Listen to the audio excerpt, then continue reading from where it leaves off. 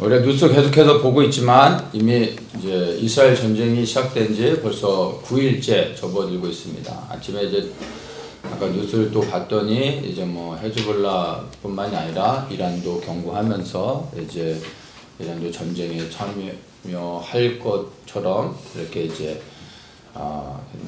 보도가 이제 지금 나오고 있는 상황입니다. 뭐 전쟁은 너무나 뭐 안타까운 일이죠. 누구도 원치 않는 일이지만 이스라엘에 일어난 전쟁을 안타깝지만은 뭐 그렇게 저는 이제 이 전쟁이 일어난 거를 놀라지는 않았습니다. 작년부터 이제 곧 일어나지 않을까 생각을 하고 있었고, 뭐 전 개인적으로 이제 이란과의 전쟁으로 생각을 했는데 가자에서부터 이제 시작을 한 거죠. 그래서 저는 이제 이 전쟁을 보면서 이제 변화되는 상황을 보면서 이란과의 어떤 이제 전쟁으로 확대되어지게 되면 그때 제가 이제 좀 언급을 좀 할까 생각하고 이제 그냥 이번에 그냥 패스하려고 했었습니다. 근데 이제 뭐 여기저기서 이제 또 뭐 전쟁에 대한 이야기들 많이들 하고, 그리고 또 여러분들이 또 이제 막 혼란스러워하시는 분들도 있고 해서 지난 엔하골의 기도회 때는 지금의 전쟁 그리고 이제 마지막에 있게 될 이제 최후의 전쟁, 그래서 이 어떤 전쟁, 지금이 어떤 전쟁이고 앞으로 어떤 전쟁들이 있게 되는지를 좀 나누면서 지금 우리 시대 가운데서 우리가 어느 시점에 전쟁을 통해서 좀 분별하면서 좀 요동하지 않도록 전쟁에 대한 말씀만 간단히 좀 나눴고, 오늘은 이제 원래 우리 하던 대로 창세기를 좀 계속 나누려고 했는데, 금요일에 이제 예배를 마치고 집에 가가지고 이제 잠을 자는데 사실 이제 금요일날 잠이 안 오더라고요. 그래서 거의 밤을 막 설쳤어요. 설치면서 계속해서 이제 머릿속에서 떠오르는 것들이 이제 전쟁에 대한 이제 생각들이 계속 이렇게 머릿속에서 밤새도록 떠오르고, 뭐 이제 예전에 이제 나눴던 말씀들이 이제 생각이 나고, 뭐 계속 그러다가 이제 아침을 맞이했습니다. 그래서 고민하다가 뭐 이것도 나누게 하시는 게 아닌가 하는 생각이 들어서 이제 지금 이스라엘의 전쟁과 또 이제 앞으로 이제 한반도의 정세 가운데서 이게 어떻게 연결이 되는지 그런 부분들을 좀 나누고, 그리고 우리가 살아가고 있는 이 시대에 그러면 우리는 이러한 시대 정세 가운데서 어떻게 그리스도인으로서 살아가야 되는지 그런 부분을 좀 나누면 좋겠습니다. 그래서 오늘 이제 이스라엘 전쟁에 대한 부분들, 제가 이제 사실 2017년부터 제가 이제 한국에 들어와서 2020년 정도까지는 제가 계속해서 전쟁에 대한 말씀들을 사실은 많이 나눴습니다. 뭐 허구한 날 맨날 전쟁에 대한 얘기만 할 수는 없잖아요. 그런데 이제 전쟁의 시즌이 또 온 것 같아서 이제 좀 다시 한번 예전에 나눴던 내용들 다시 한번 정리하면서 좀 이렇게 생각 들었던 것들을 나누도록 하겠습니다. 뉴스에서는 이제 전쟁에 대해서 뭐 이스라엘이 전혀 몰랐다라는 것들 보도하고, 이스라엘 정부 측에서도 우리가 완전히 방심했다 뭐 이런 보도들을 아마 봤을 겁니다. 그래서 많은 분들이 어떻게 이렇게 민간인들의 큰 피해가 있도록 이스라엘 정부에서 몰랐을까, 많은 분들이 이제 막 궁금해하고 놀라죠. 예. 여러분들은 어떻게 생각하십니까? 이스라엘 정부에서 정말로 몰라서 이런 일이 일어났다고 생각을 하십니까? 언론에 이 참조할 만한 내용들은 날씨, 연애, 그다음에 뭐 스포츠, 이런 것들은 정확하고요. 특히 이제 국제 정세 이런 부분들은 이제 다 이제 프로그램화 되어진 내용들을 이제 언론은 이야기를 하게 됩니다. 전 세계에서 가장 그 첩보력이 뛰어나다는 모사드가 뭐 1년을 넘게 준비한 이 테러를 모른다라는 것은 있을 수 없죠. 거기다 또 이제 CIA까지 해가지고 둘 다 아무것도 몰랐다라는 것은 믿는 사람들이 바보인 거죠. 모든 것들이 이제 다 계획됐다라는 것을 여러분들이 좀 아셔야 되고, 이제 가자 지역을 우리가 이번 기도 순례 때 우리 기도팀들 다녀왔죠. 그래서 그 현장 가장 가까이 가서 보면서 그 가자 분리장벽이 어떻게 돼 있고 어떤 상황 가운데 유대인들이 살고 있는지도 보고 거기서 기도를 했었습니다. 그렇죠? 근데 저는 이제 개인적으로 가자 지역을 여러 차례 방문을 해서 사실 이 가자 지역의 그 상황들 이런 것들을 조금 더 정확히 압니다. 가자 스테이션 바로 앞에, 그러니까 이제 북쪽에서 내려가다 보면 가자 스테이션이 나오기 바로 전에 군부대가 조그만 게 하나가 있습니다. 우리가 이제 기도하러 올라왔던 그 언덕 위에 그 200-300 가구가 이렇게 커뮤니티를 이루면서 게이트 안에서 이제 살고 있죠. 거기가 가자 이 분리장벽을 바로 눈앞에 두고 있고 해안가 쪽으로는 분리장벽이 없는 걸 다 눈으로 확인했죠.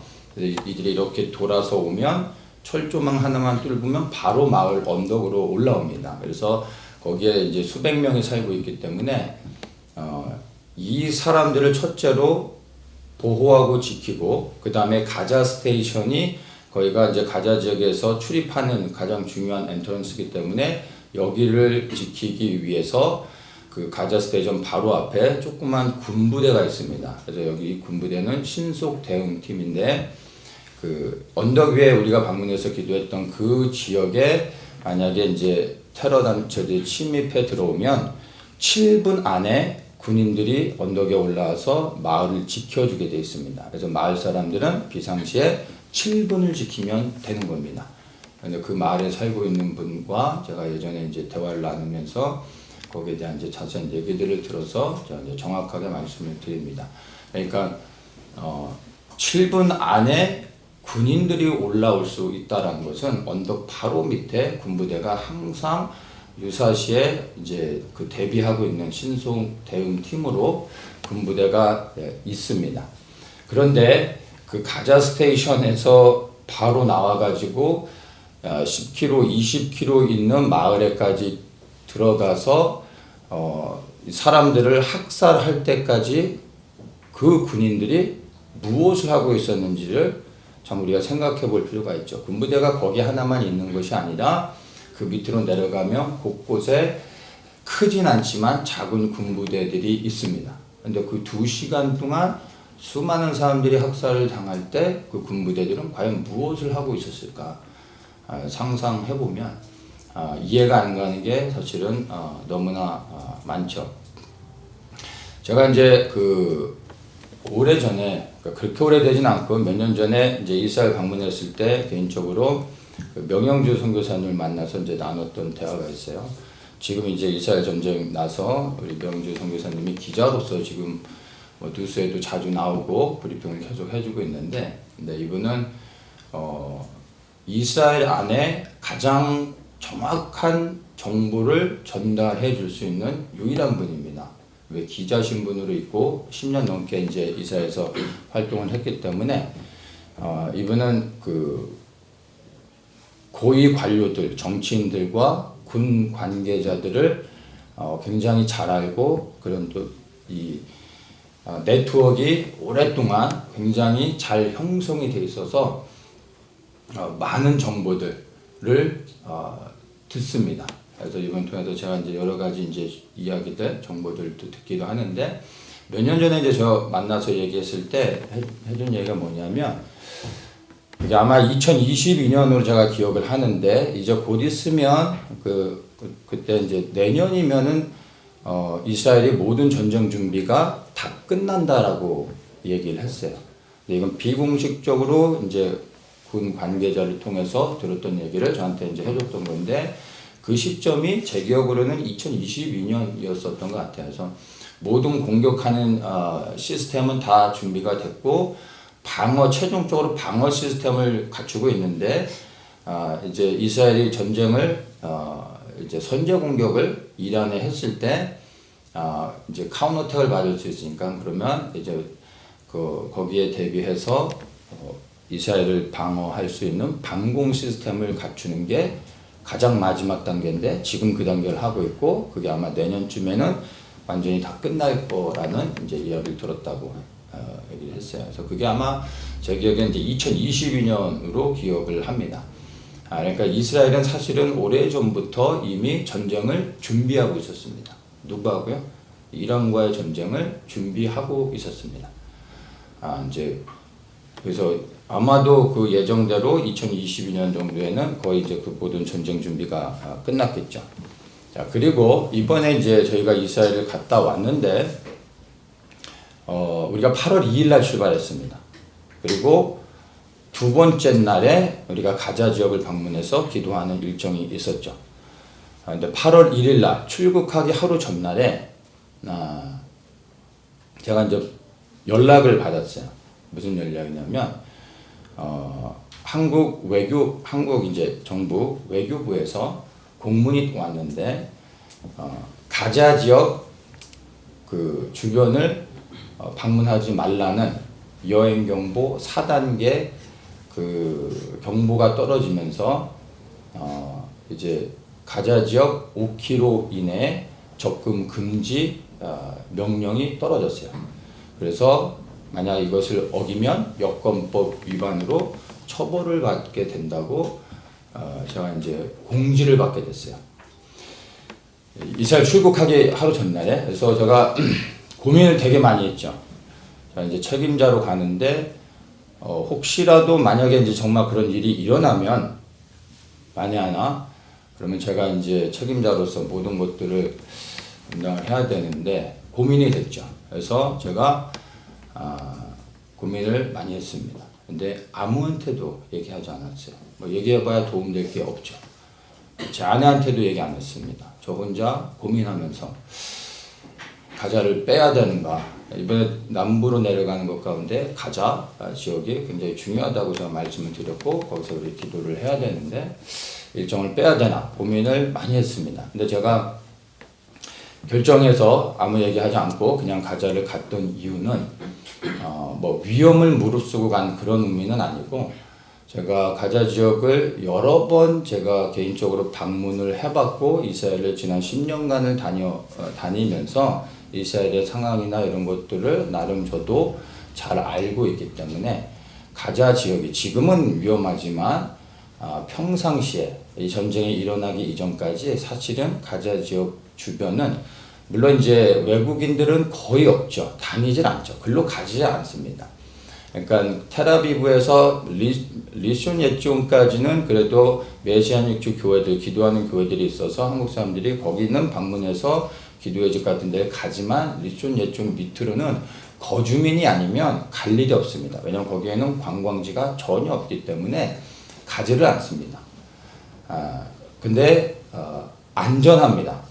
제가 여러 차례 다녀왔기 때문에 고민하다가 그래도 괜찮을 것이다 라는 좀 확신이 있어서 제가 얘기하지 않고 우리가 오게 됐죠. 그리고 잘한 결정이었다고 생각을 합니다. 그리고 뭐 가서 우리가 많은 것들을 보고 또 이제 기도하는 시간들을 가졌습니다. 한 달 반 전에, 지금 이제 우리가 갔다 오고 난 후에 한 달 반 후에 이제 가자의 전쟁이 시작된 거죠. 그러면 자, 이제 생각해 볼 때 이제 해석이 되어지는 게 있는 거예요. 한국 외교부가 어떻게 가자 지역을 방문하지 말라는 여행 경보 4단계를 공지를 해줬을까를 생각해 보는 겁니다. 한국 외교부가 가자 지역이 위험하다라는 것을 어떻게 알 수 있어요? 전혀 모르죠. 이거는 이스라엘 정부에서 우리나라뿐만이 아니라 각 나라에 이런 정보를 하달해 주는 겁니다. 가자 지역이 이제 위험하니까 너희들 이제 나라에 방문하는 여행객들이 이곳에 접근하지 않도록 해라 라고 이스라엘 정부에서 공지를 해주기 때문에 외교부에서 이제 방문객들한테 공지를 해주는 겁니다. 이해가 되십니까? 네.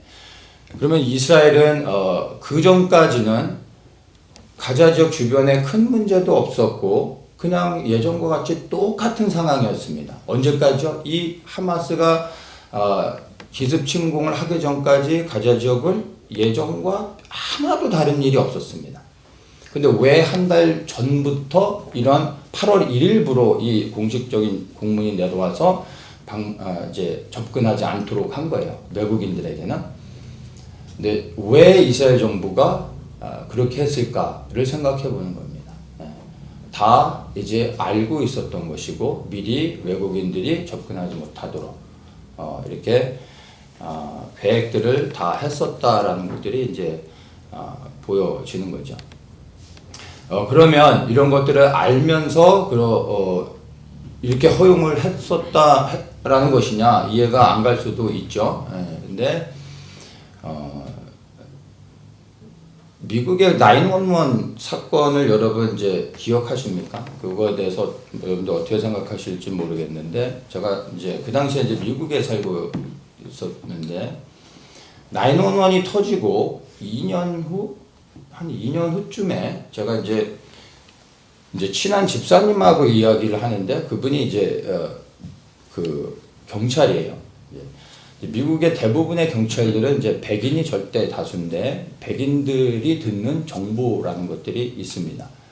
근데 이제 그 백인 동료들을 통해서 들은 이야기를 이제 뉴스를 보다가 이제 그 뉴스가 뭐였냐면 이제 오사마 빈라덴을 막 이제 그 미국 팀이 막 찾으러 다니는 거예요. 막 산악지대로. 그걸 보면서 막 웃으면서 있지도 않은 적을 찾으러 다닌다고 하면서 막 웃으면서 얘기를 하는데 저는 그 당시에는 그게 무슨 얘기 하는지도 이해가 안 갔고 그래서 이제 얘기를 쭉쭉 해주는데 뭐 이게 다 자작극이고 미국 정부에서 한 거고 뭐 이런 얘기를 하는데 처음에 저는 이 사람이 좀 정신 나갔나? 무슨 소리 하는 건가 하고 좀 놀라기도 하고 충격이었고 좀 하여튼 받아들이기 어려운 부분이었어요. 그리고 그냥 뭐 이렇게 시간이 흘러갔죠. 그리고 제가 2011년에 마지막 때를 깨닫고 2012년에 이제 그 뭐 세계 정부에 대한 부분들 뭐 일루미나티나 이제 프리메이슨이라든지 세계를 움직이는 조직들 뭐 이런 것들 조금씩 알게 되고 하면서 유튜브를 통해서 영상을 보는데 이제 미국 사람이 이제 어떤 그런 폭로하는 그런 영상이었는데 제가 그 집사님한테 예전에 들었던 그 이야기들을 그 미국 사람이 똑같이 하는 거예요. 그리고 제가 이제 막 찾아보는데 블로그에서도 그와 유사한 이야기들을 예전에 제가 들었던 그 얘기들을 그대로 다 하면서 9.11의 진실을 쭉 이렇게 풀어주는 거예요. 그래서 제가 그때 깜짝 놀라면서 이 정말 세계 정부라는 것이 실제하는 거구나 하면서 이제 세상을 보는 관점이 이제 제가 이제 달라지고 넓어지게 됐습니다. 제가 말하고 싶은 건 9.11이 아니라 지금의 이 사건은 너무나 충격적이고 안타까운 이제 일이지만 근데 이것 또한 이스라엘이 다 알고 있는 상황에서 묵인하며 이러한 일들이 벌어졌다라고 생각하는 것이 맞을 거라고 저는 이제 생각을 합니다. 그래서 이스라엘과 하마스의 전쟁은 이스라엘도 이미 알고 있었고 계획되어진 모든 어떤 프로그램화되어진 그런 일이라는 거죠. 왜 이런 일들을 일으켰을까 이제 생각을 해볼 필요가 있겠죠. 이스라엘은 지금 하마스하고 전쟁을 하고 있습니다. 온통 하마스에 대한 보도로 지금 이제 도배가 되어져서 사람들은 그냥 하마스와의 전쟁 빨리 끝나기를 원하고 뭐 어떻게 되는가 이거를 주목하고 있지만 사실은 하마스가 아니라 주목해야 될 나라는 이란입니다. 이스라엘이 지금 타겟을 잡은 것은 하마스가 아니라 이란입니다. 그래서 저도 처음에 이제 이란만 하마스와 전쟁이 일어났지만 이란을 주목하고 있었고 이란에 대한 어떤 일들이 일어나면 그때 이제 제가 좀 얘기를 좀 다시 좀 하려고 했었던 건데 뭐 예상하지 못했지만 하마스와의 전쟁을 통해 결국엔 이란을 끌어들이는 거구나라는 게 이제 좀 보이는 거죠. 그래서 이스라엘의 타겟은 하마스가 아니라 이란이기 때문에 지금 하마스하고 하는 전쟁은 연막전 같은 겁니다. 눈속임이죠. 하마스를 통해 결국엔 이란을 끌어들이고 이란을 타격하기 위한 게 이스라엘의 목적이다라고 이제 보셔야 됩니다. 왜냐하면 이제 이란은 지금 뉴스 보도를 통해서도 들으셨겠지만 핵무기를 거의 완성 단계에 와 있습니다. 그래서 이제 핵은 어느 정도 가지고 있어요. 근데 이 핵을 무기화할 수 있는 기술이 아직은 안 돼 있는데 거의 완성되고 있다는 거죠. 소량의 핵을 이미 갖고 있고 그것을 핵무기화할 수 있는 마지막 기술이 거의 끝나가고 있는 겁니다. 그게 되는 순간 소량의 핵무기를 만들 것이고 이거를 만드는 순간 미사일에 탑재해서 이스라엘로 반드시 쏩니다. 이란 정권의 존재의 목적은 첫째, 이스라엘의 멸망입니다. 그는 예전부터 끊임없이 말해왔던 거죠. 공식적으로 이란 정부에서 말해왔던 겁니다. 이스라엘도 이것을 너무나 잘 알고 있습니다. 그래서 이란이 핵을 갖는 순간에 이스라엘은 핵 하나만 터지면 너무나 좁은 나라이기 때문에 그냥 끝나버리는 겁니다. 그래서 이스라엘은 이 부분에 대해서 굉장히 민감하게 반응합니다. 그래서 국제사회가 이란이 핵 개발하는 것을 막지를 못하고 있죠.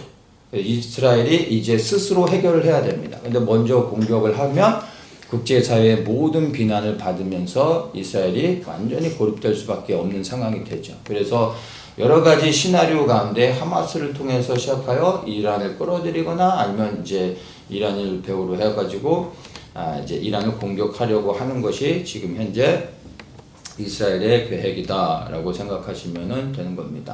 언론 보도에서 지금 이 전쟁 상황 가운데서 이제 미국의 언론들이 지금 뭐를 흘리고 있습니까? 그 하마스의 전쟁의 배후가 이란이다라는 보도를 언론을 통해서 흘리기 시작하고 있습니다. 근데 이스라엘 정부는 여기에 대한 코멘트가 전혀 없죠.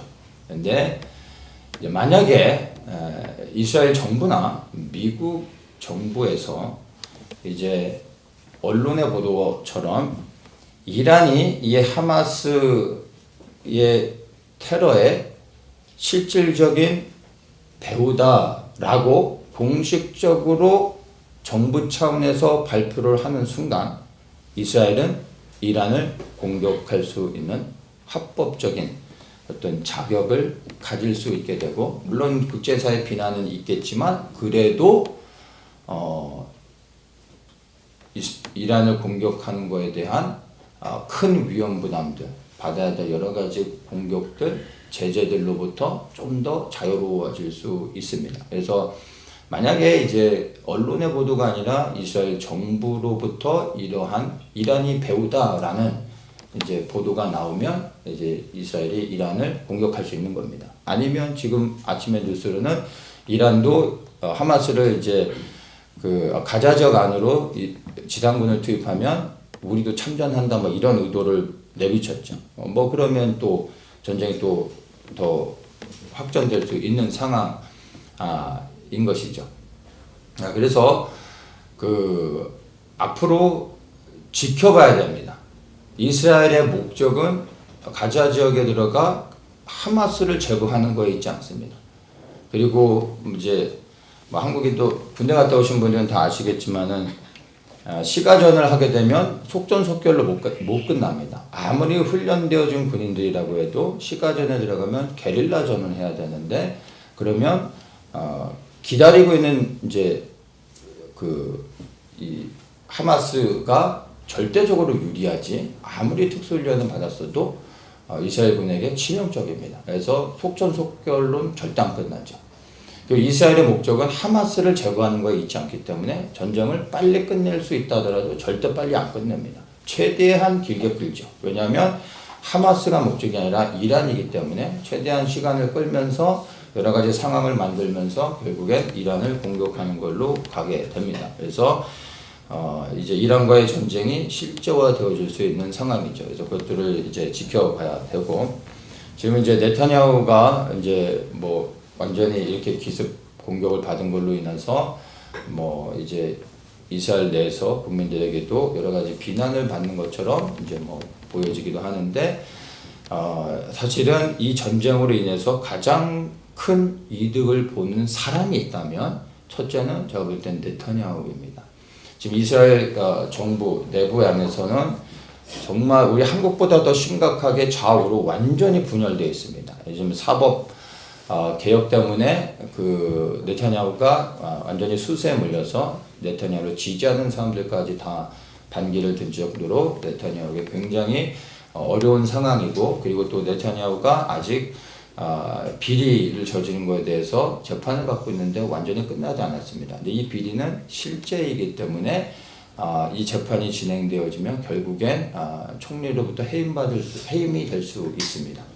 법으로서 완전히 이 부분에 대해서 이제 재판이 끝나게 되면, 그러면 이제 총리를 탄핵할 수 있는, 내려오게 할 수 있는 법이 있습니다. 그래서 지금 사법개혁 안에 포함을 시킨 게 뭐냐면 현 총리를 해임하지 못하는 이런 법안을 네타냐후가 넣어놓고 있고 이 사법개혁 안에 같이 가고 있는 겁니다. 그래서 네타냐후에게는 여러 가지 부분에서 정치 생명, 평생에 쌓았던 정치 생명의 위기가 지금 순간이고, 내부적으로도 뭐 너무나 지금 좌우로 분열되어 있는 상황인데, 지금 전쟁 때문에 모든 데모를 멈추고 좌우의 모든 이제 정치인들이 완전히 네타냐후 그 정부 안에 들어와서 협력하고 있습니다. 왜냐하면 이제 외부의 적과 싸워야 되기 때문에.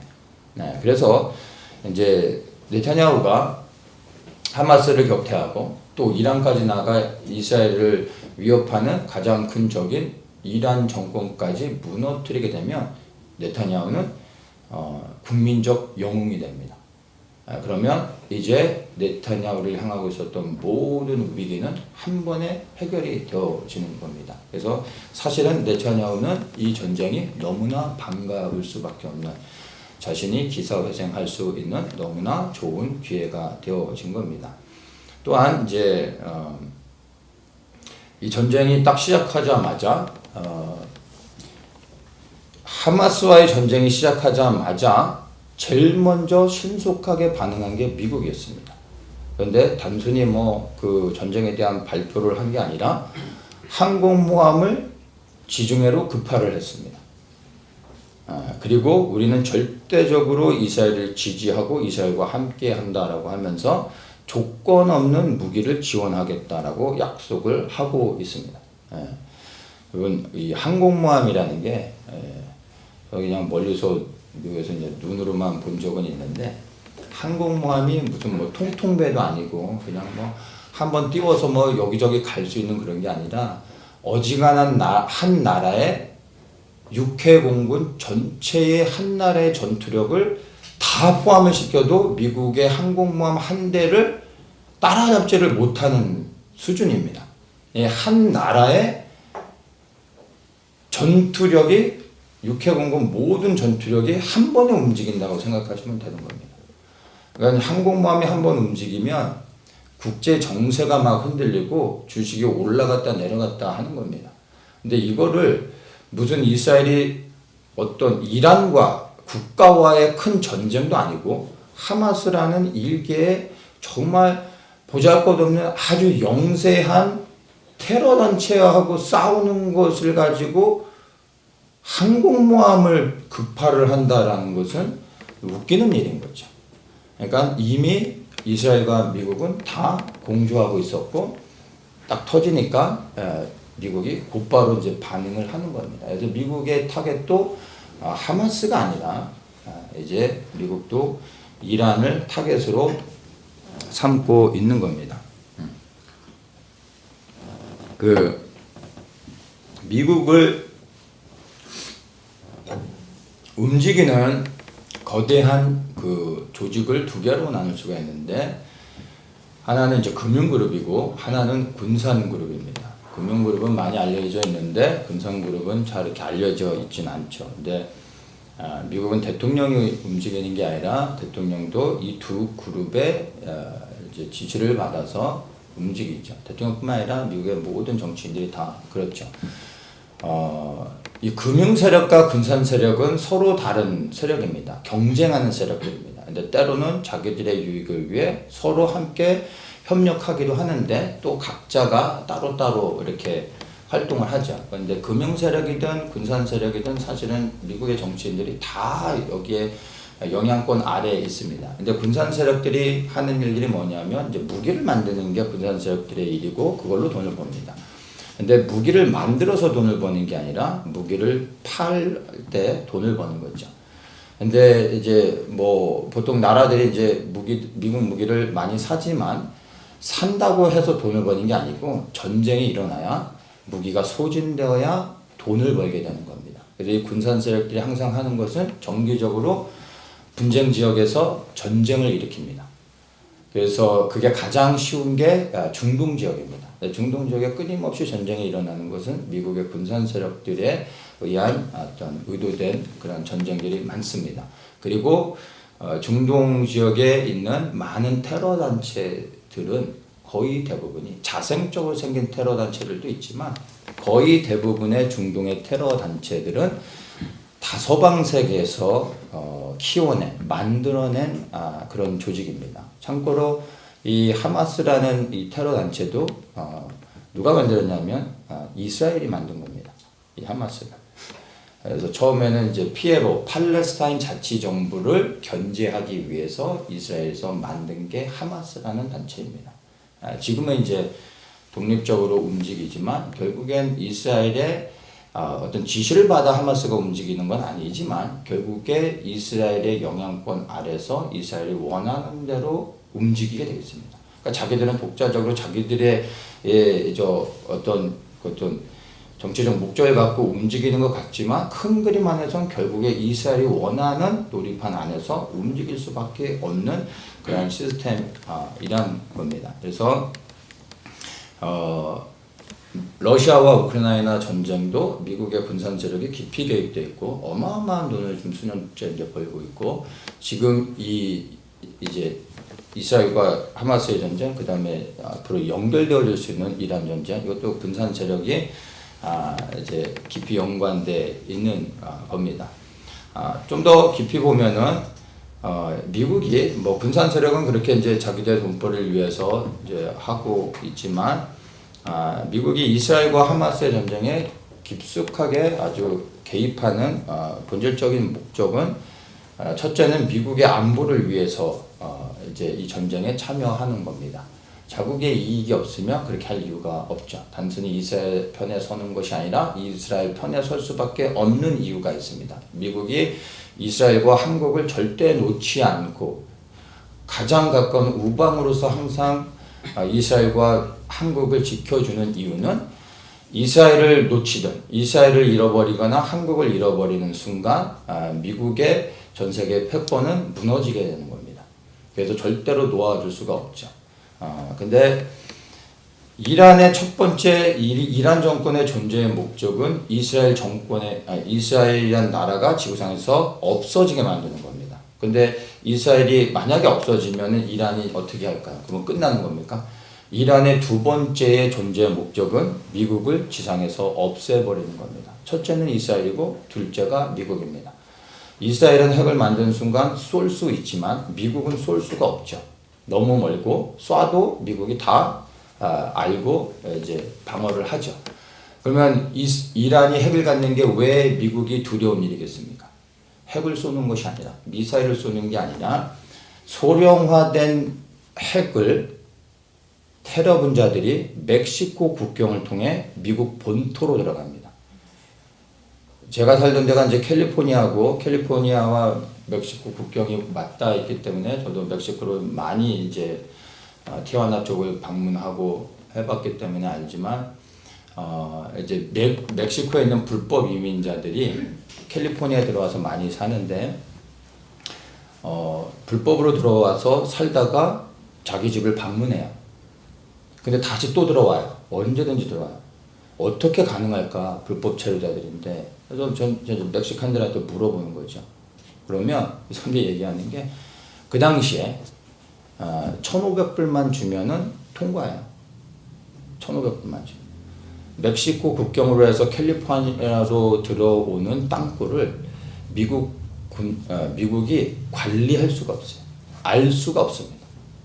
너무나 많기 때문에 통제 불가능합니다. 그래서 멕시코에 있는 사람들은 캘리포니아 쪽으로 이제 비자가 없어도 너무나 이제 불법 체류자들이 너무나 자유롭게 왕복하는 겁니다.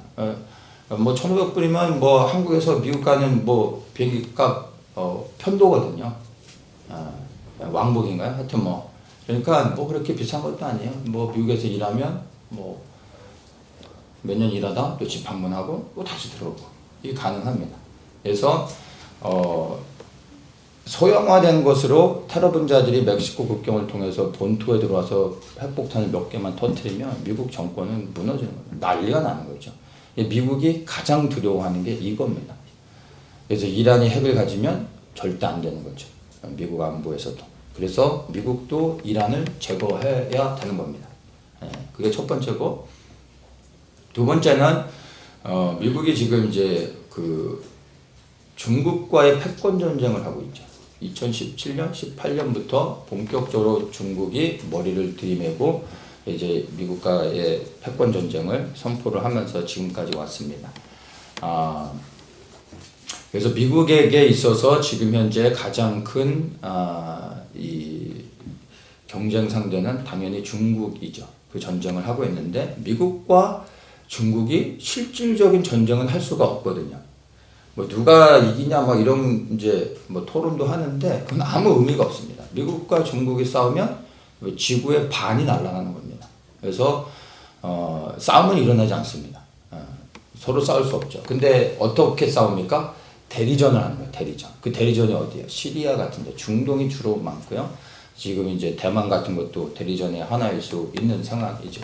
그래서 보면 하마스나 헤즈볼라 같은 테러 단체들을 지원하는 게 이란입니다. 이란 정권에서 계속해서 돈을 지원해 주기 때문에 이 테러 단체들이 운영이 되면서 활동을 할 수 있는 겁니다.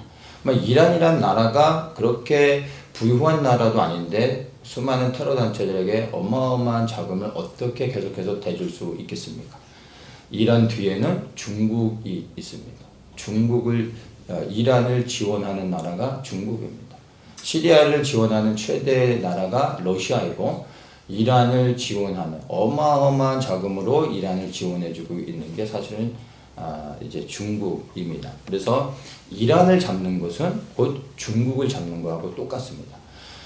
우리가 장기로 좀 설명을 하면은 뭐 바로 그냥 머리를 잡으면 장기는 끝나버리는 거죠. 근데 우리 장기를 더 봐서 알지만 시작하자마자 뭐 곧바로 머리를 잡을 수 있습니까? 왕을 못 잡잖아요. 왕을 잡기 위해 어떻게 전술을 씁니까? 처음에 마나 상을 잡는 거예요. 그 다음에 포를 잡고 차를 잡아야 그 다음에 비로소 왕을 먹을 수가 있는 거죠. 그래서 하나하나 끊어 나가야 되는 겁니다. 그래서 중국을 잡기 위해서 중국에게 이제 팔과 다리와 같은 그러한 것들을 끊어내는 겁니다. 근데 이란을 끊어내게 되면은 이 이슬람 정권을 이제 무너뜨리게 되면 중국에게 있어서는 어마어마한 타격이 됩니다. 왜냐하면 첫째, 중국이 계속해서 제일 크게 지금 프로젝트를 하고 있는 게 1대1로죠. 1대1로. 아시아로부터 해서 중국으로 그 다음에 실크로드를 지나서 이란으로 들어갑니다. 이란이 중동의 허브 역할을 해줍니다.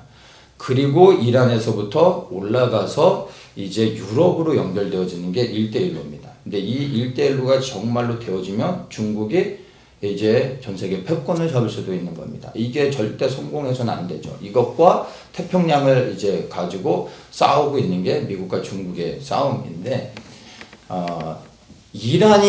이란 정권이 무너지게 되면 그 다음에 세워지는 정권은 반드시 친미 정권이 됩니다. 그러면 1대1로는 완전히 무너지게 되는 것이죠. 그래서 이 패권 전쟁을 위해서도 미국은 지금 현 이란의 이 이슬람 정권을 반드시 무너뜨려야 됩니다. 그래서 패권 전쟁에 앞서야 되는 것이죠. 네, 이런 사항들이 보면 미국이 왜 지금 이 전쟁에 뭐 전쟁도 아닌 이런 테러분자들과의 이사이 싸우고 있는 곳에 이렇게 그냥 항공모함까지 파견하면서 모든 무기를 조건 없이 지원한다고 하는지 이제 전체적인 그림을 보면 이제 이해할 수 있는 것이죠. 그리고 이게 계속해서 이제 진행되고 있습니다. 그러면 뭐 이제 지켜봐야 되는 겁니다. 실제 전쟁이 여기서 멈춰질 수도 있어요. 그건 누구도 모르는 거죠. 그렇죠? 뭐 계획대로 안 돼서 멈춰질 수도 있지만, 그러나 지금의 이 상황으로 볼 때 제 생각에는 멈춰질 수 있는 상황은 넘은 것 같아요. 그래서 이제 어떻게 이 시나리오가 이란까지 연결되어지는 지켜봐야 됩니다. 근데 이란과의 전쟁으로 들어가게 되면 그 다음에는 뭐냐를 좀 생각해 볼 때, 이걸 뭐 성경을 가지고 대입해 보면서 성경에 이런 얘기가 있는지 없는지 찾는 사람도 있는데 그런 건 무의미하고요. 이스라엘에서의 전쟁이 한반도에 어떤 영향을 미치는지를 우리가 생각해 봐야 됩니다. 우리가 살아가고 있는 시대, 우리 한국에 어떤 일이 일어날지를 생각해 봐야 되는 것이죠. 이스라엘과 이란의 전쟁이 일어난다면 그러면 한반도에 어떤 영향을 미치게 될까요? 미국이 이란의 전쟁에 직접 개입은 하지 않겠지만 할 수는 없죠. 그러나 모든 것들을 지원할 겁니다. 그러면 지금 현재 이 아시아 쪽에 미국이 어마어마한 이제 이 항공모함을 비롯해서 많은 돈을 투자하면서 이 전투력을 저쪽에다 집중하고 있는데, 대만의 전쟁도 지금 대비해야 되고, 그런데 이스라엘 쪽으로 가게 되면은 힘의 균형이 반드시 공백이 생깁니다. 미국이 80년대의 미국이 아닙니다. 그래서 전 세계에 일어나는 어떤 전쟁을 하나는 커버를 할 수 있는데 두 개를 커버할 수 있는 능력은 이제 미국한테도 없습니다. 말은 이제 여기 이렇게 보냈을 때 그러면 한쪽에 이제 뭐 지금 우크라이나도 막 염려하고 있잖아요. 그런데 우리는 두 개의 전쟁을 동시에 할 수 있다 막 이렇게 얘기하면서 안도를 시키고 있는데 실제 미국의 상황은 그렇지 않습니다. 빚더미에 앉아 있고 어렵습니다. 그래서 미국이 이스라엘 쪽에 집중하게 되는 순간 힘의 공백이 생기는데, 그 힘의 공백이 바로 우리가 살고 있는 이 한반도 아시아에서 생깁니다. 힘의 공백이 무너지는 순간 그러면 이 한반도에 어떠한 일들이 당연히 일어날 수 있죠. 그게 뭘까요? 대만에 대한 전쟁이나 한반도, 한국에 대한 전쟁입니다. 둘 중에 하나입니다. 대만의 전쟁이 일어날 수 있고 한반도의 전쟁이 일어날 수 있습니다. 저는 두 가지 중에 한반도의 전쟁이 더 가능성이 있다고 생각을 합니다. 이번에 하마스가 기습 테러하는 걸 보고 이제 한국 언론에서도 막 지금 보도하고 시뮬레이션 하면서 뉴스에 나오는 게 뭐죠? 하마스가 막 그냥 재래식 무기를 5,000발 쏴댔더니 그 전 세계 최강이라는 아이언돔도 못 막더라. 그러면 북한이 장사정포 막 뭐 10,000개나 되는데 한 번에 쏴버리면 어떻게 되냐? 막 이런 얘기를 하고 뉴스에도 막 나오고 있잖아요. 저는 이런 뉴스가 단순히 뉴스가 아니라 우리에게 사인을 주는 거라고 생각을 합니다. 여러분, 하마스가 이스라엘을 대항해서 이길 수 있을까요? 절대 못 이깁니다. 그런데 전쟁이 일어났잖아요. 북한이 한국을 도발하지 않을까요? 하마스의 존재의 목적은 이스라엘을 멸망시키는 겁니다. 가만히 두고 개과천선시킨다고 해서 바뀌어지지 않죠. 그러면 북한의 존재 목적은 뭘까요? 북한은 우리가 잘해주면은 애들이 착한 애들로 바뀌어져서 우리가 손잡고 살 수 있을까요? 우리 역사를 통해서 분명히 받지 않습니까? 절대 그런 일은 없죠. 북한 정권, 지금 김일성으로부터 시작돼서 김정은 정권의 일까지 북한 정권의 존재의 목적은 뭡니까? 적화통일입니다. 이거는 못 바꿉니다. 누구도 못 바꿉니다. 바꾸는 순간 정권의 정당성과 정체성을 잃어버리게 되죠. 그러니까 북한은 바뀌지도 않습니다. 그래서 이들은 실제 한국을 적화시킬 수 있느냐 없느냐는 중요하지 않습니다. 존재의 목적이 한국과 싸우는 거기 때문에 도발은 반드시 일어납니다. 지난 70년 동안 우리는 전쟁을 겪지 않은 세대로 유일하게 살아왔습니다. 우리 이전의 세대 어르신들은 전쟁을 겪었고 그 전 세도 수도 없이 모든 세대 가운데 전쟁을 한반도에서 겪어왔는데 지금 우리 세대는 정말 70년 동안 전쟁 없이 살아오다 보니까 우리 한반도는 늘 전쟁이 없었던 것처럼 평화로운 것처럼 생각하고 살고 있는데 그렇지 않다라는 겁니다. 지난 70년 동안 전쟁 없이 살았던 이유는 모르겠지만 하나님이 우리 한국에 주신 은혜, 교회를 성장시키고 교회를 통해 이제 또 영혼의 구원을 얻고 하나님의 사람들이 일어나고 준비될 수 있도록 주신 큰 은혜가 아니었나. 그리고 그 시간이 은혜의 시간이 이제 끝나가고 있지 않은가 우리는 생각해 볼 필요가 있는 것입니다. 그리고 북한은 이제 하마스와 같이 어느 누구도 하마스가 지난 토요일 날 저렇게 기습을 해서 수많은 이스라엘 무고한 시민들을 학살할 거라고 어느 누가 생각했겠습니까? 이길 수도 없는 테러를, 전쟁을 저질렀습니다. 북한은 어떨까요? 이기기 위해서가 아니라 존재의 목적이 그거기 때문에 반드시 북한은 도발을 하게 됩니다. 그럼 북한의 도발을 언제 일어날까요? 지금은 할 수가 없죠. 미국이 있기 때문에 못하는 겁니다. 그러나 미국이 이제 이스라엘에게 집중하게 되는 순간 균열이 생기게 되고 그러면 찬스가 되는 거죠. 이스라엘이 이란과 전쟁을 하게 되면 미국이 직접 개입은 안 하지만 모든 지원을 다 할 거란 말이에요. 그럼 중국이 봤을 때 모르겠냔 말이에요. 자기들의 팔다리를 치고 있는데 중국이 그 전쟁에 본인들도 직접 개입을 못 하겠죠. 그러면 중국이 가만히 있겠습니까? 중국이 할 수 있는 건 뭡니까? 북한을 움직여서 이제 마찬가지 한국을 공격해서 미국의 팔다리를 치는 겁니다. 네, 이런 일들은 이제 일어날 수밖에 없는 상황이 되는 것이죠. 중국이 그리고 보면서 가만히 지켜만 볼 나라가 전혀 아니라는 거죠. 네, 그래서 그런 일들이 언제 일어날지는 모르지만 사실 제가 이런 부분에 대해서는 지난 수년에 걸쳐서 계속 얘기했었던 부분입니다. 저한테는 뭐 새로운 일은 아니지만 그러나 이번에 이제 이 사건들을 제가 보면서 저도 뭐 언제인지는 모르지만 늘 그 부분에 대해서 이야기를 해왔고 그리고 그런 상황들이 되어져 가는 걸 이번에 좀 보면서 전과 다른 뭘 이렇게 설명할 수 없는 좀 이렇게 긴장감이라고 할까요? 이런 것들이 좀 더 생기게 되더라고요. 아, 내가 계속 말해왔던 게 이제 실제가 돼서 일어나게 되는구나, 그럴 수 있겠구나라는 생각을 저도 좀 하게 되면서 이번 전쟁을 더 깊이 보게 되고 저도 좀 긴장하게 되는 것 같습니다. 북한의 김정은 정권이 언제 무너질까 이렇게 늘 지켜봤었는데 제 생각에는 언제인지 모르지만 올해는 못 간다라는 것은 분명한 사실입니다. 가만히 냅둬도 김정은 정권은 오래 못 갑니다.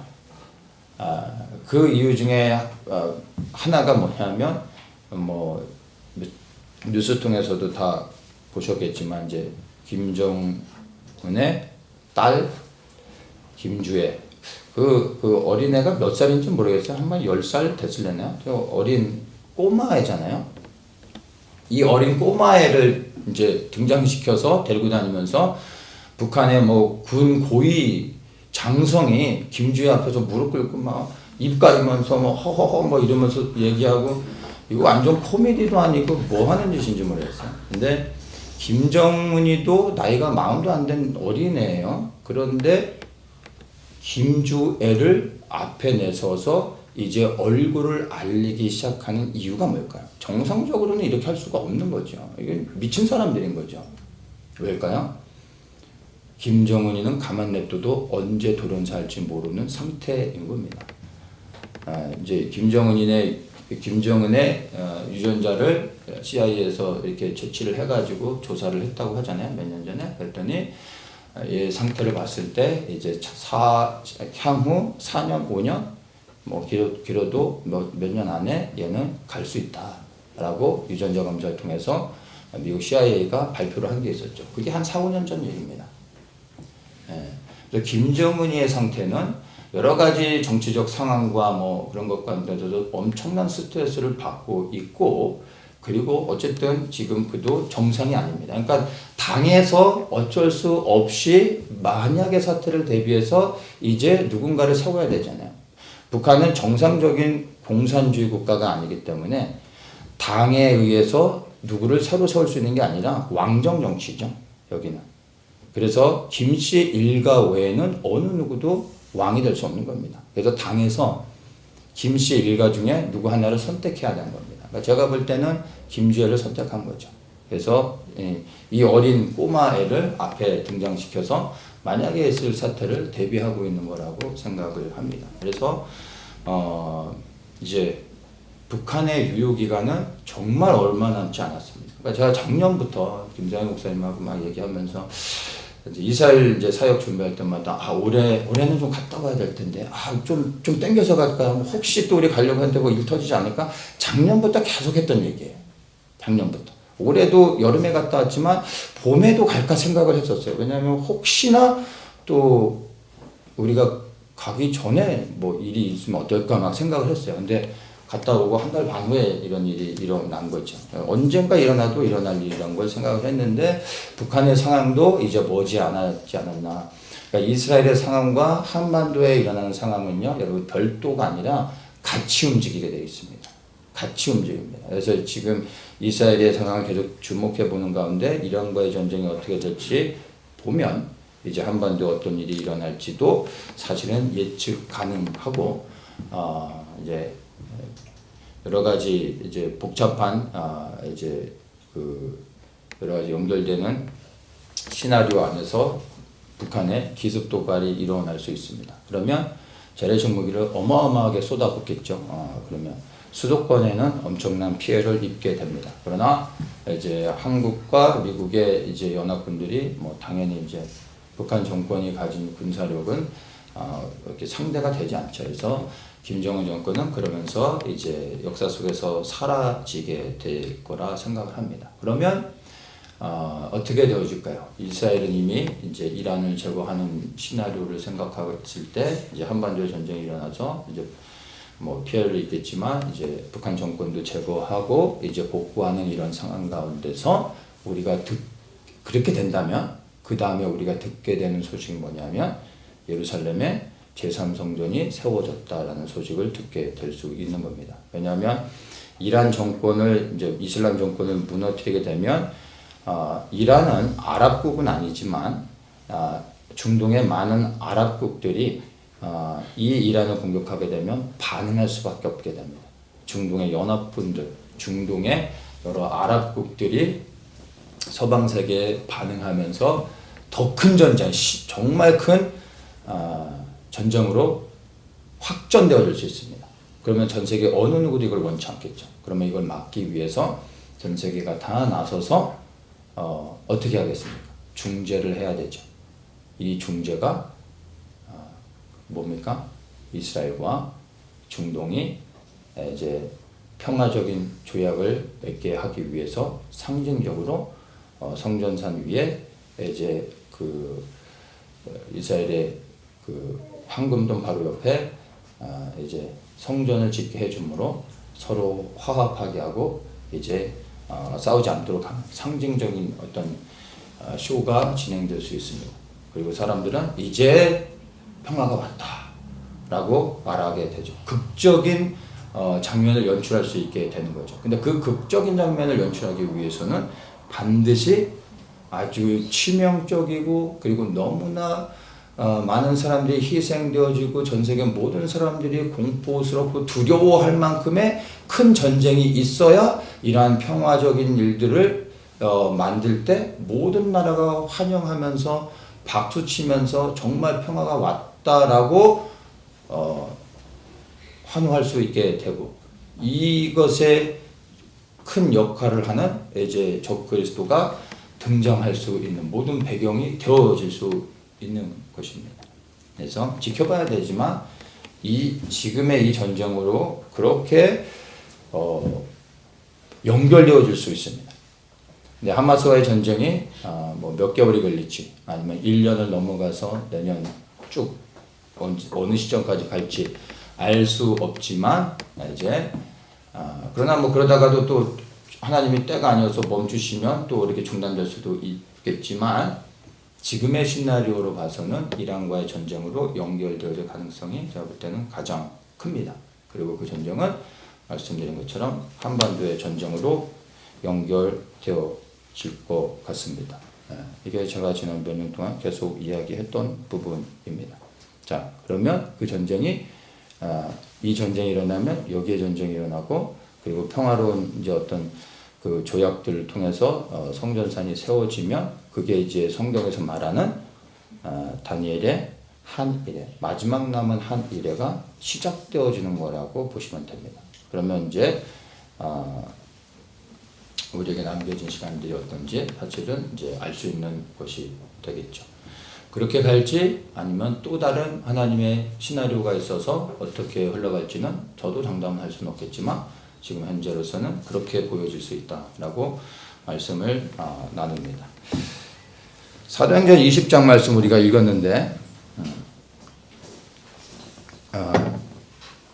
사도 바울이 이렇게 고백을 하죠. 나의 달려갈 길과 주 예수께 받은 사명, 곧 하나님의 은혜의 복음 증거하는 일을 마치려면 나의 생명을 조금도 귀한 것으로 여기지 아니하노라. 이 말씀은 우리가 다 아는 말씀입니다. 그렇죠? 그리고 저도 이 말씀을 생각날 때마다 입으로 고백하는 내용이기도 합니다. 여러분, 근데 이 말씀의 배경이 어떤지 아십니까? 사도 바울이 이제 예루살렘으로 가기로 마음을 정하고 이제 그 발걸음을 유럽에서 예루살렘으로 내려가려고 하고 있는 상황 가운데서 성령께서 그에게 가르쳐 주십니다. 22절을 보면 성령님께서 뭐라고 그 사도 바울에게 알려줬냐면, 보라, 이제 나는 심령의 매임을 받아 예루살렘으로 가는데 저기서 무슨 일을 만나는지 알지 못하노라. 오직 성령이 각성해서 내게 증거하여 결박과 환난이 나를 기다린다 하시나. 나의 달려갈 길과, 이 말을 하고 있는 거예요. 성령께서 바울에게 말씀해 주셨습니다. 너가 예루살렘에 가면 결박과 환난을 당할 것이다. 우리는 흔히 이렇게 성령께서 야, 너 거기 가면은 환난을 당해 라고 하시면 감사합니다, 가지 말라는 거구나, 감사합니다 하고 우리는 안 가죠. 근데 사도 바울은 뭐라고 얘기합니까? 가지 말라는 이야기가 아니라 나는 가야 하는데 내가 가면 나는 환난을 당할 것이라 라고 말씀하셨다. 그렇게 환난을 당한 것을 내가 알지만 그래도 내가 가야 되는 이유는 사명을 위하여, 주께 받은 바 그 사명을 위하여, 하나님의 은혜의 복음을 증거하기 위하여 나는 가야 된다 라고 사도 바울이 말하고 있는 것입니다. 알지만, 그러나 그가 가야 되는 객기를 부리는 것이 아니라, 성도들에게 뭔가 멋있어 보이려고 하는 것이 아니라, 죽고 싶어서 환장한 것이 아니라, 이게 예수 그리스도께 받은 나의 사명이기에 나는 가서 그곳에서 하나님의 복음을 전해야 된다, 이 말을 하고 있는 겁니다. 여러분, 여기에 심령의 매임을 받아 이렇게 얘기하죠. 심령의 매임을 받았다. NASB에서는 bound in spirit, 영의 묶임을 받았다 이렇게 말합니다. 근데 이 영의 묶임을 받았다는 말이 풀어서 설명하면 성령의 강권하심에 의해 내가 환난을 당할 수밖에 없지만, 그러나 나는 성령의 강권하심에 순종하여 나는 사명을 감당하러 가야 된다. 이 말을 하고 있는 겁니다. 여러분은 무엇에 강권하심에 매여 살아가고 계십니까? 성령에 매여 사십니까? 혼에 매여 사십니까? 육에 매여 사십니까? 우리가 마지막 때를 알고 있고 수많은 정보를 안다 할지라도 만약 우리가 육에 매여 살아간다면 우리가 아는 이 모든 것들이 결국에 무엇을 향합니까? 하나님의 말씀과 상관없이 그 말씀에 불순종하며 환난을 피하는 것에, 휴거를 받는 것에, 피난처를 찾는 것에 우리의 모든 시선이 집중될 수밖에 없다는 겁니다. 마지막 때를 깨달았다고 하는 수많은 사람들이 이야기하는 것들이 무엇입니까? 휴거 타령 아닙니까? 휴거가 앞에 있느니 뒤에 있느니. 바울한테는 하나도 중요하지 않았습니다. 왜요? 그는 사명을 감당하러 환난이 기다리는 그 땅을 향하여 가야 되기 때문에 휴거가 앞에 있든 뒤에 있든 피난처가 있든 없든 그에게는 하나도 중요한 게 아니었다는 겁니다.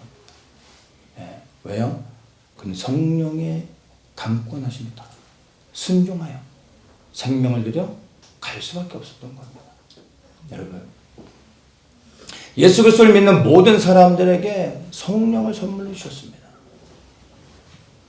그 성령은 우리를 말씀의 지식으로 깨닫게 하시고 지식을 넓혀주시는 분이 아니라 우리를 강권하셔서 하나님의 말씀에 순종하여 우리에게 주신 사명을 생명을 들여 감당하기 위해 우리 안에 임하셔서 우리를 다스리시고 우리를 통치하시며 우리를 인도하시는 분입니다.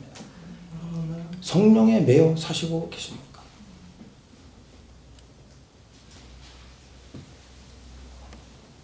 언젠가 한국에 저는 전쟁이 일어날 거라고 저는 생각을 합니다. 그러나 그럼에도 불구하고 이 자리에 있을 수 있는 이유는 다른 것이 아니라 이게 제가 받은 사명이고 보내셨기 때문에 나 있는 겁니다.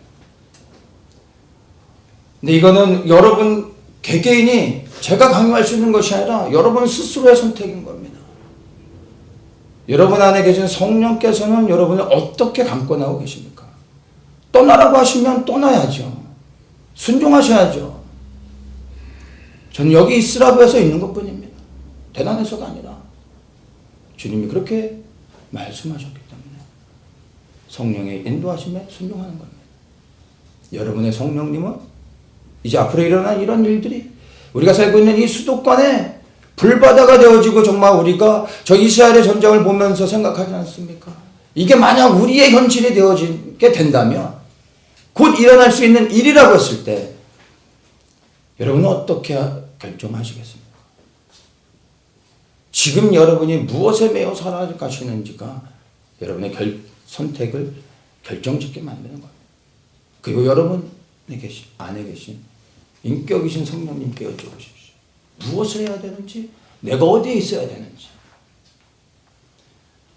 저는 우리 사랑하는 도처의 모든 성도님들이 성령의 강권하심에 이끌려 예수 그리스도의 사명에 순종하여 그의 부르심의 자리에 사도 바울과 같이 환난이 있다 할지라도 환난을 향하여 나가는 것이 아니라 사도 바울은 사명을 향해 나갔던 것처럼 우리를 부르신 이 부름의 자리에 있기를 원합니다.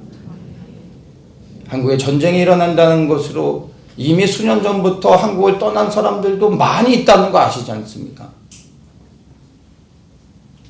그러나 어떤 사람들은 알고 있음에도 불구하고 여전히 자리를 지키며 사명을 감당하는 사람들도 있습니다. 있어야 되지 않겠습니까? 누군가 주님의 말씀에 순종하며 부르심의 자리를 지킬 때 그분의 뜻을 이루시지 않겠습니까? 우리가 이 자리를 지킨다고 해서 우리를 통하여 뭐 어마어마한 일이 일어나는 것은 아닙니다. 그러나 우리 한 사람 한 사람이 주님의 말씀에 순종하여 우리의 자리를 지킬 때 하나님의 퍼즐 안에서 모든 것이 아름답게 협력하여 선을 이룰 수 있는 것입니다. 나 한 사람이 되어질 수 있는 건 아니지만, 나 한 사람의 헌신으로 되어질 수 있는 일은 아니지만, 그러나 나 한 사람의 헌신을 통하여 이 모든 것이 아름답게 협력하여 주의 뜻을 이루게 되어지는 것입니다. 우리 어쩌지 성도님들이 앞으로 일어나게 될, 그리고 일어날 수 있는 여러 가지 상황들 가운데서 요동하지 아니하고 성령의 강권하심을 따라 우리에게 주신 사명과 부르심이 무엇인지를 분명하게 깨닫고, 이거를 보지 못하면 환난 가운데 여전히 말씀에 순종하며 머물러 있을 수 없는 겁니다.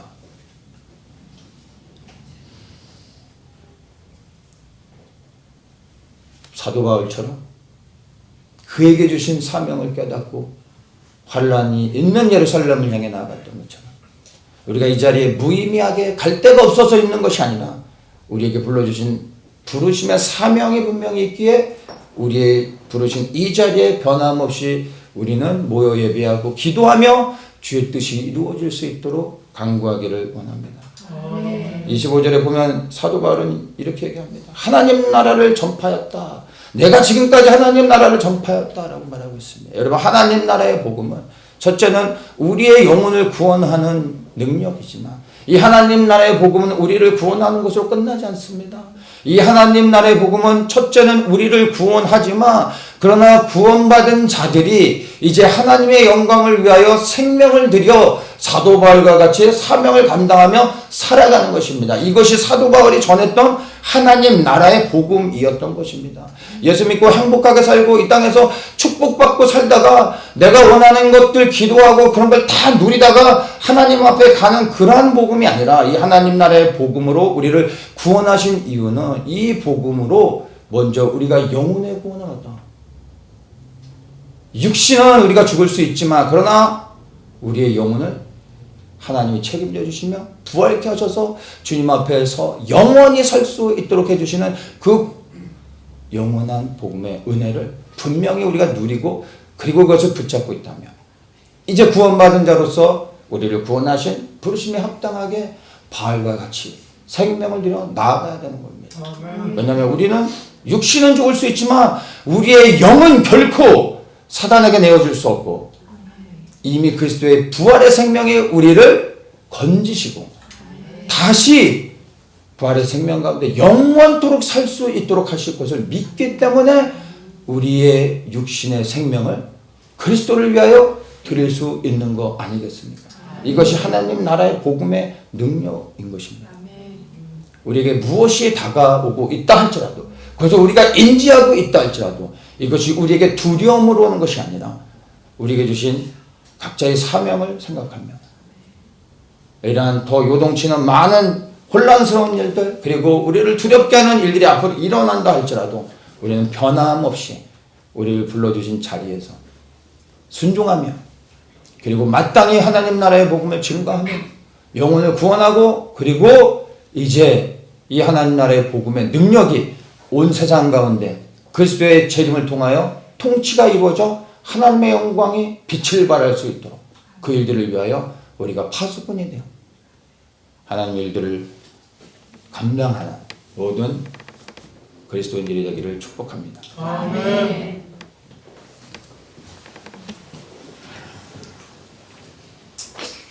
주님, 우리는 연약합니다. 우리 안에 있는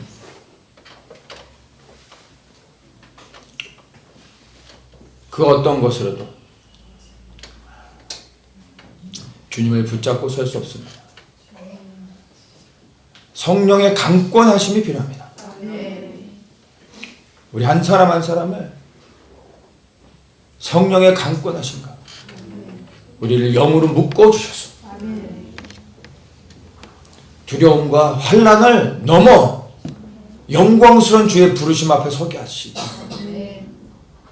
생명 들여 주님 앞에 순종했던 바울과 같이 주님이 주신 사명을 감당하게 나의 생명을 조금도 귀한 것으로 여기지 아니하며 부르심의 자리를 지켜낼 수 있게 하여 주시옵소서. 아멘. 고백하지만 이 고백의 능력으로 성령님 기름 부시고 역사하여 주셔서 능히 그렇게 살 수 있는 힘을 더하여 주시옵소서. 아멘. 지금의 이 이스라엘에 대한 전쟁을 주의 손에 올려드리며 하나님의 선하신 뜻이 이루어지길 원합니다.